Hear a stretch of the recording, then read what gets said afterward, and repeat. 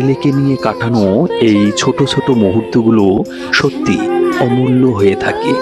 বাউন্সারে হালকা দোল খেতে খেতে ওর নিষ্পাপ হাসি, হাত পা নাড়ানোর এই আনন্দ সব মিলিয়ে যেন মনটা ভরে যায়।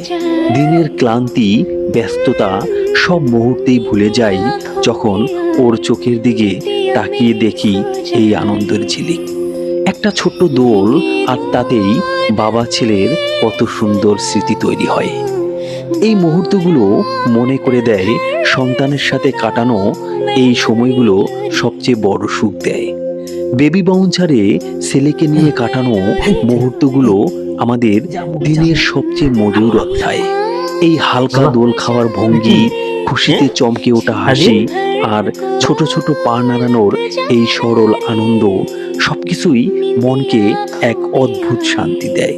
चंदनिया छुप जाना रे, क्षण भर को लुक जाना